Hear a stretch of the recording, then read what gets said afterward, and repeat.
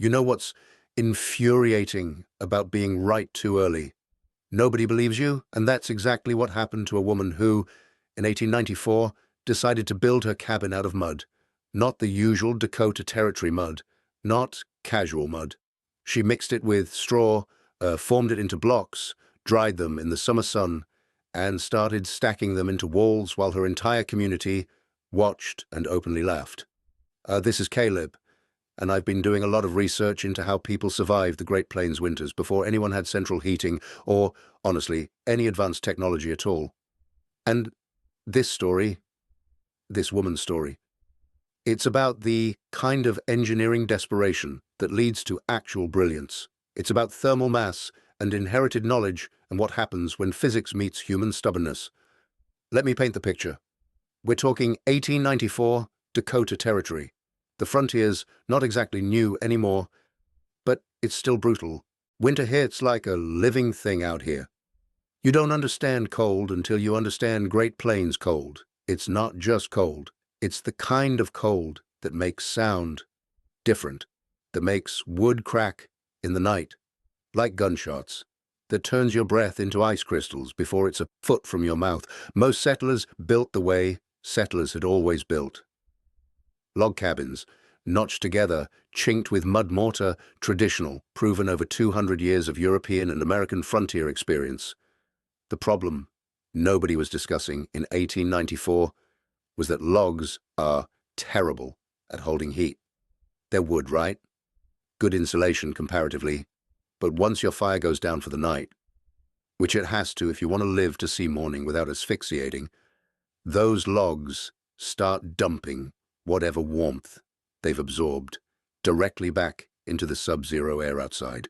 You're waking up in a cabin that's close to freezing, burning through fuel faster than you can cut it, and that's in a normal winter. This woman, and I'm going to call her Astrid because that's what the records suggest, though frontier documents are sometimes creative with names. Astrid had grown up in Minnesota with her mother telling stories about buildings in the old country that stayed warm through winters that would make Dakota look tropical.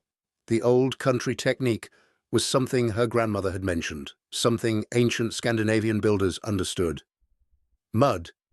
Not mud as a filler like you'd use to chink logs. Mud as a structural material. Clay, mixed with straw for tensile strength, formed into blocks, dried in the sun, stacked thick. Her mother said it held heat like nothing else could. A long winter night, the fire would go nearly cold, and the walls would keep radiating warmth. In a cabin built of logs, you'd be adding wood at 2 in the morning. In a cabin built of mud blocks, you might get through the night on coals and timing. Now, Astrid's husband had died, maybe 3 years before this. That's the part the records are clear about. He died of pneumonia in March, took quick, and she was left with maybe 30 acres just outside the settlement proper. She could have sold it to Einar, and here's where personalities come in. Einar was the local timber merchant and the informal authority on how buildings should be built. Einar had built his cabin the right way. Einar had logs. Einar made money selling logs. Einar did not need some widow building something that didn't require logs. When Astrid started talking about her plan in the community, mentioned it at the general store while trading eggs for supplies, the response was not encouraging. Einar laughed, actually laughed. "You can build whatever you want," he said, gesturing dismissively at her dirt-stained hands. "But you'll be cold by November and begging to rebuild properly by December." He turned to the other men gathered around the counter. "Mark my words, that mud's not going to hold up to the first real freeze." Gunnar lived on the adjacent property. Gunnar was maybe 45 at the time, had built his cabin the traditional way, considered himself successful because his cabin was solid and traditional. He had a wife, a couple of kids, and he was the kind of neighbor who became very interested in what Astrid was doing the moment she started actually doing it, not interested in helping, interested in witnessing the failure he was completely certain was coming. By June, when Astrid had started preparing her clay pit and gathering straw, Gunnar brought other neighbors over on the pretense of showing them his new boundary markers. He pointed at her work from the fence line, made comments that carried on the wind like seeds finding fertile ground. "That'll never last through one winter," he said, loudly enough to be heard. "Mud's got no structural integrity. You're going to have a collapse disaster by Christmas." His neighbors nodded, some sympathetically, some with barely concealed amusement. There's a particular kind of cruelty in being publicly mocked for trying something you're terrified won't work, and Astrid was terrified, but she was also a widow with 30 acres and winter coming, so she kept mixing clay. But here's what she had that Gunnar and Einar didn't. She had something her mother had taught her, something her grandmother had known, something people have understood for thousands of years in places that get cold: thermal mass. Now think about this for a second.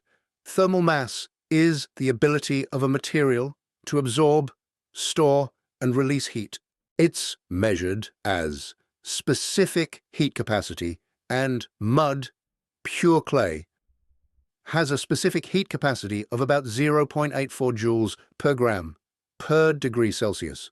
What that means in practical terms is that once you heat mud up, it absolutely does not want to give that heat back. It holds onto it, not just for an hour, for many hours. My granddad used to say that old countries didn't build with materials they could grow in a timber yard. They built with what they had and what worked. In Scandinavia, they understood earth.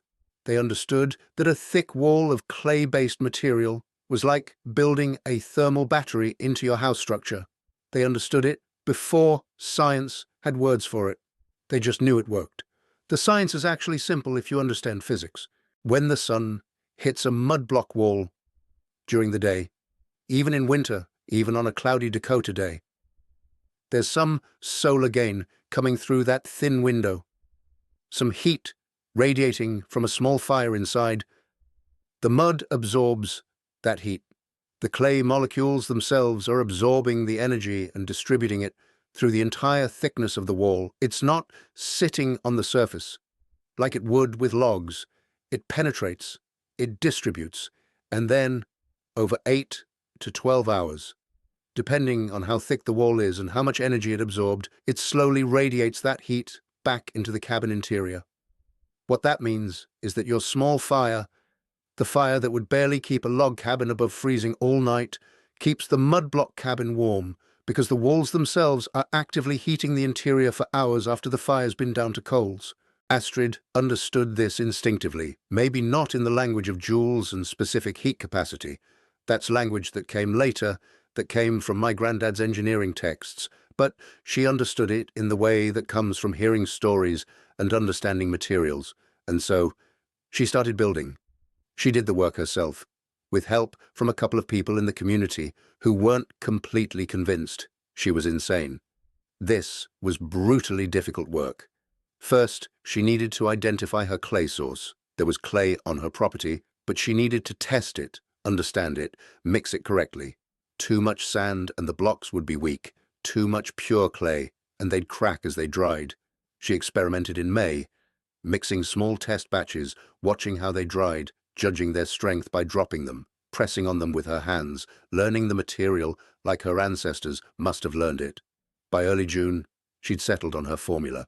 She added straw, actual straw, cut fine from last year's grain, to give tensile strength, to hold the blocks together at a molecular level. I'm talking about the straw reinforcing the clay matrix, giving it tensile strength the way rebar reinforces concrete. She'd dig into the clay with her feet, working it, mixing it, feeling it change consistency beneath her. She'd kneel down and work it with her hands, the clay, cool and heavy, sticking between her fingers, coating her forearms up to her elbows. She mixed the clay and straw in pits, kneading it with her feet and hands, working it until the straw was evenly distributed throughout.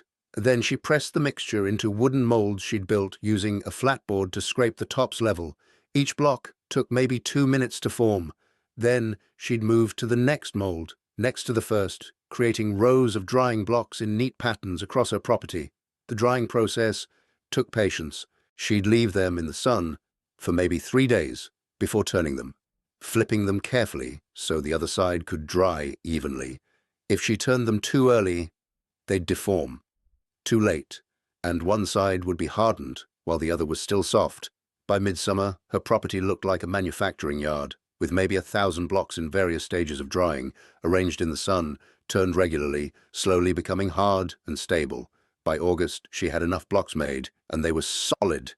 Real blocks, durable blocks, blocks that didn't crumble when you picked them up, blocks that rang slightly when you tapped them together, solid and substantial.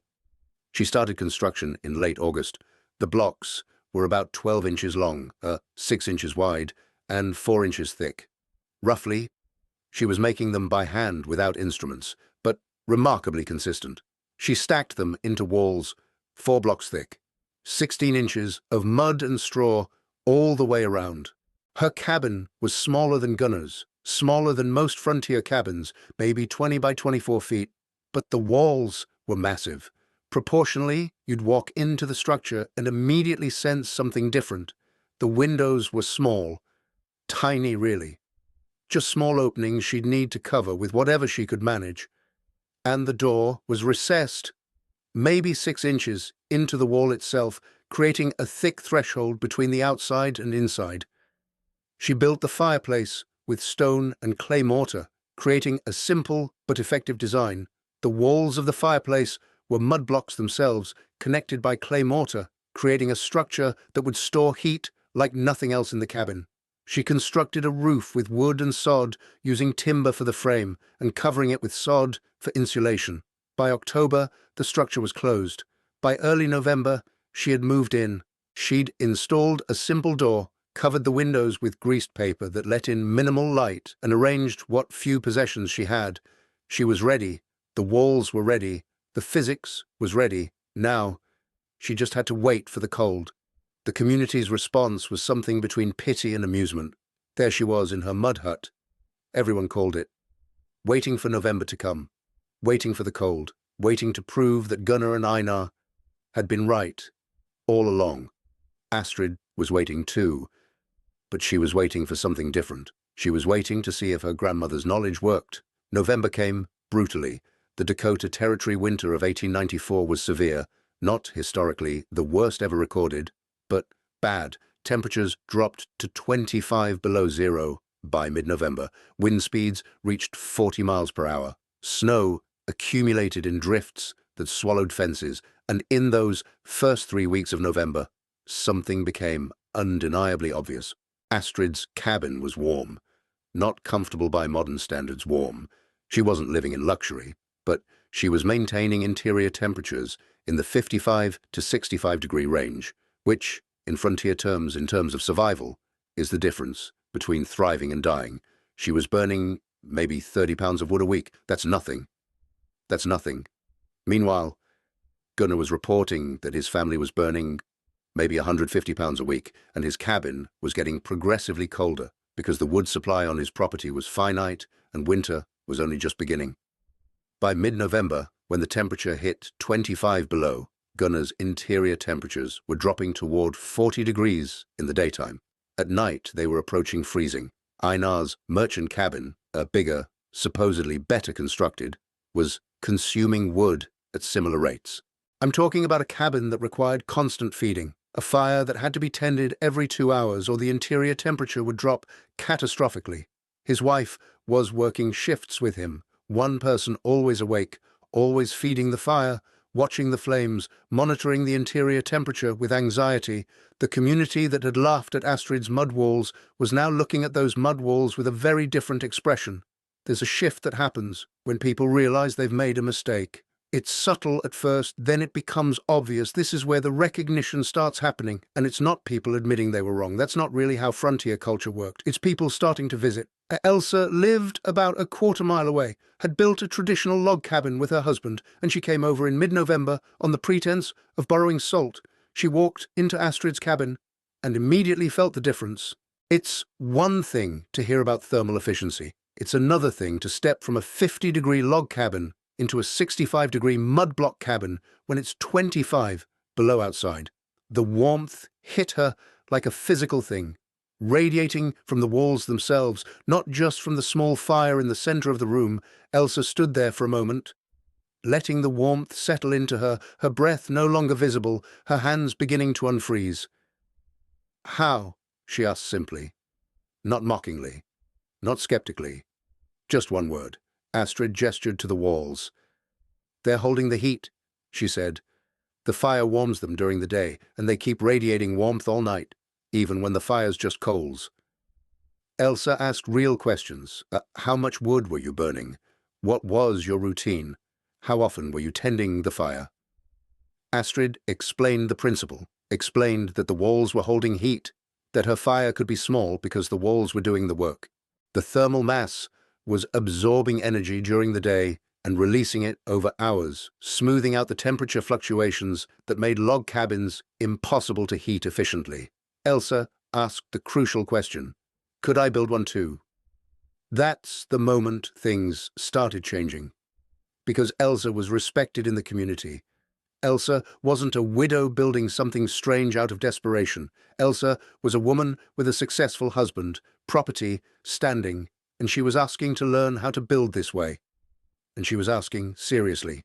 They spent the afternoon together while Gunnar observed from his property, watching with increasing agitation as his respected neighbor sat in Astrid's cabin, asking detailed questions about block construction, wall thickness, and fireplace design. Astrid showed her notes, diagrams she'd sketched on paper about wall thicknesses and arrangements. She explained the wall thickness, 4 blocks thick, 16 inches of material, was critical. Too thin, and you don't get the thermal mass benefit, she said. Too thick, and you're wasting material and losing interior space. 16 inches is the engineering sweet spot. She talked about window placement and how you couldn't have too much glass because glass was a conductor, not an insulator. Every window is a hole in your insulation, she said. Every opening is a place where heat escapes. My granddad used to say that the weakest part of any building is where you let the outside in. Windows, doors, vents. Those are your heat bleeders. Astrid had understood this intuitively. Her cabin had 2 small windows and a simple door. That was it. Everything else was mass. By the end of that first November, when the temperatures had stabilized in the negative range and the wind was constant, Elsa made a decision. She started gathering materials for spring construction. She began collecting blocks from anyone willing to make them, thinking ahead to the following year. And she started talking to other people in the community, explaining what she'd seen, what she'd learned, how the physics actually worked. Word spread differently after Elsa understood it. Then because Elsa started talking to other people in a way that wasn't dismissal. She was explaining something that worked, and she was explaining it with the precision of someone who'd actually understood the principles. By the end of November, 3 other families had approached Astrid asking if she would help them build mud block additions to their cabins or if they could do initial construction in the spring. By early December, when the temperature had dropped further still, to minus 35 degrees on the worst days, when everyone was burning through wood at unsustainable rates, when Gunnar's family had begun the grim process of cutting up furniture for fuel, there was an unofficial waiting list. Gunnar himself came to her door in early December. Not to apologize, but to ask specific technical questions. How would you adapt the design for a larger cabin? Could you use the blocks for an addition to an existing structure? What about the roof design in high wind areas? You can't retrofit a log cabin with mud block walls while it's actively winter, but you can begin the process. You can understand the technique. You can prepare.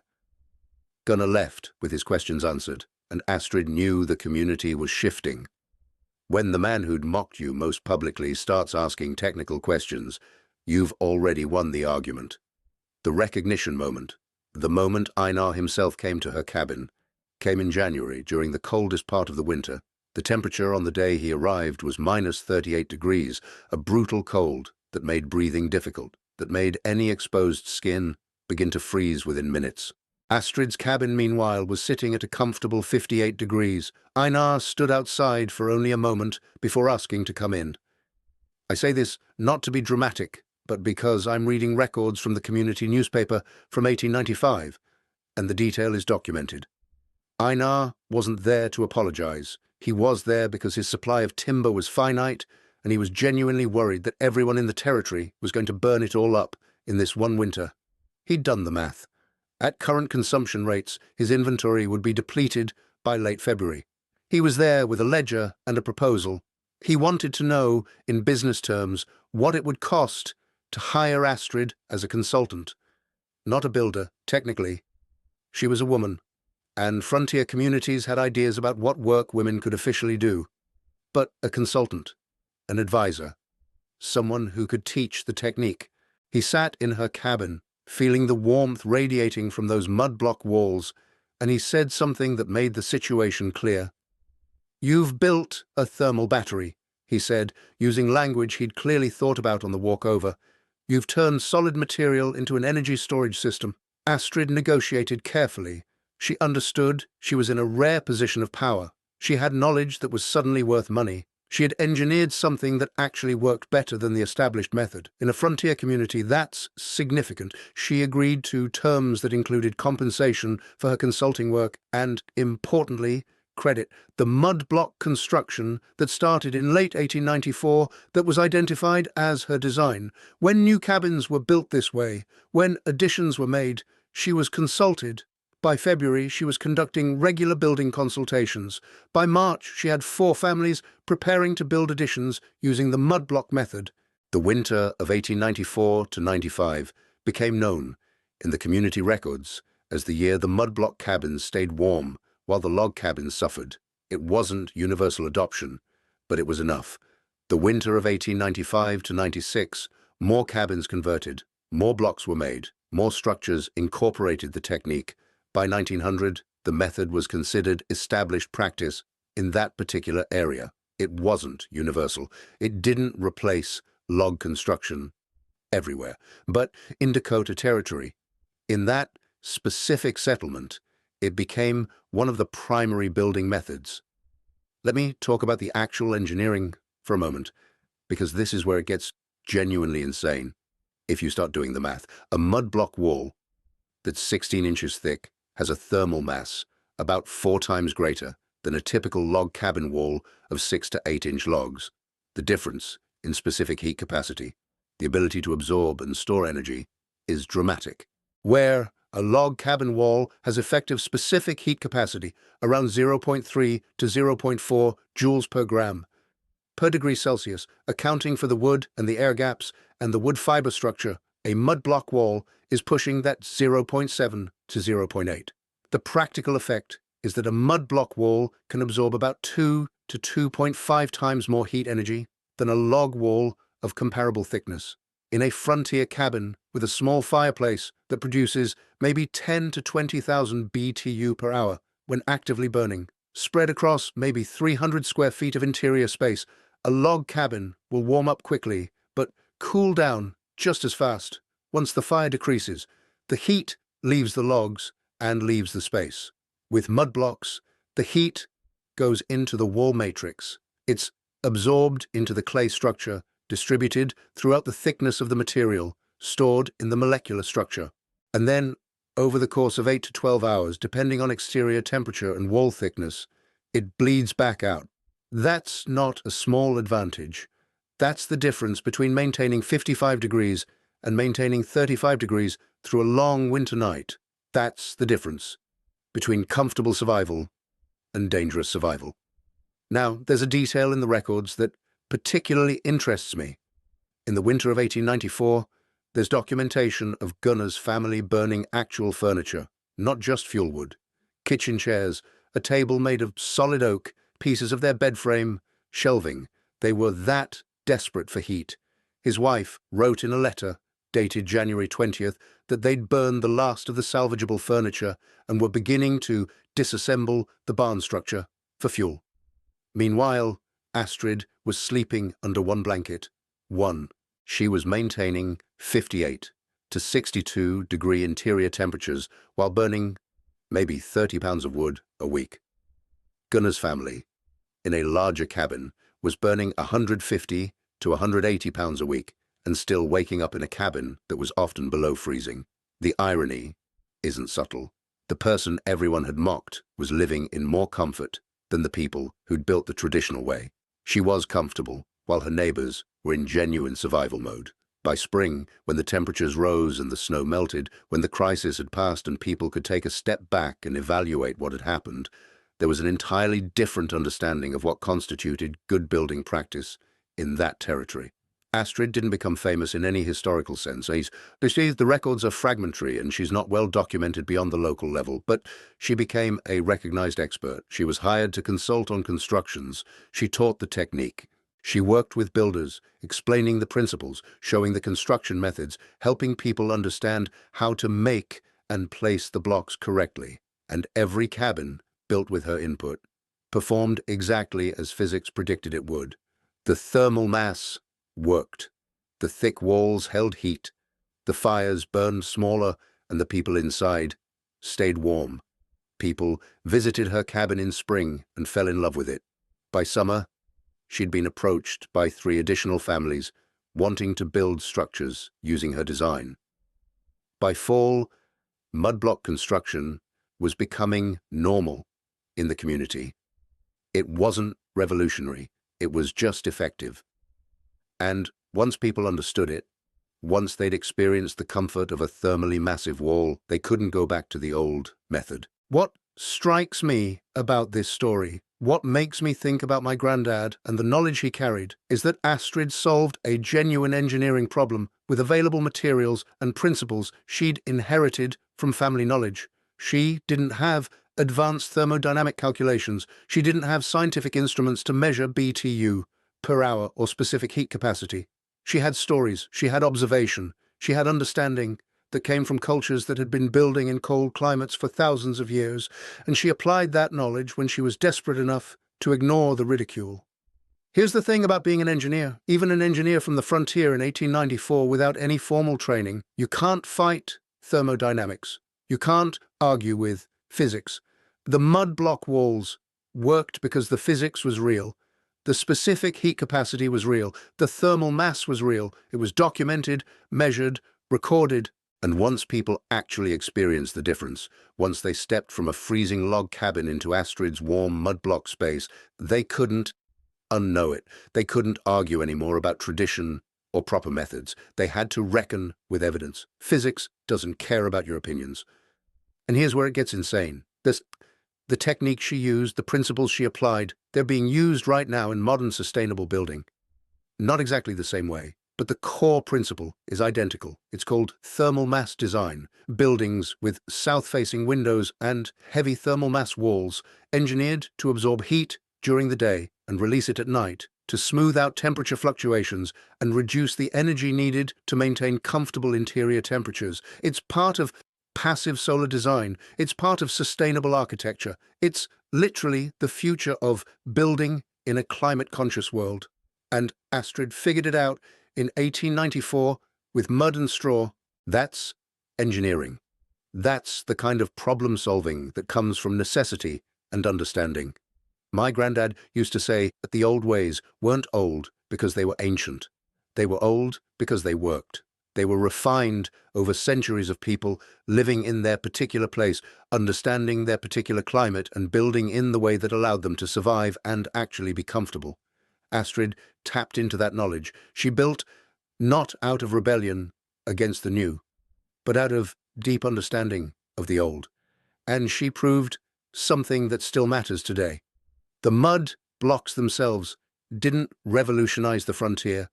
Most settlers still built with logs, but in that territory, in that community, a different building tradition took root, and it endured because it worked. The cabins Astrid helped build and design are still standing, some of them. Not perfectly preserved, not in a museum. Actually occupied, actually lived in, 130 years later. And they're still warm. The physics hasn't changed. The specific heat capacity of clay is still 0.84 joules per gram per degree. A 16-inch wall of mud blocks still absorbs and radiates thermal energy more effectively than 6-inch logs. Astrid's engineering still functions. The walls still work. That's the real story here. Not a woman triumphing over male skepticism, though that's part of it. Not frontier ingenuity, though that's part of it too.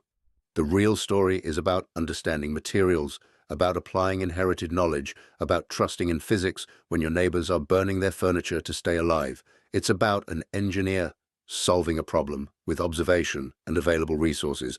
And it's about thermal mass still being one of the most underrated and misunderstood principles in building design. We could solve a lot of our modern heating and cooling problems by understanding exactly what Astrid understood in 1894. Thick walls that absorb heat, smart window placement, materials that hold thermal energy. That's not ancient knowledge anymore. That's the future of sustainable building. My granddad would have understood exactly what Astrid did. He would have seen the engineering. He would have appreciated it the way she appreciated it. Not as rebellion, as solution, as one human looking at a climate and a problem and a set of available materials and saying, I know how to make this work. And then actually doing it and having it actually work despite everyone saying it wouldn't. That's engineering. That's the kind that still matters.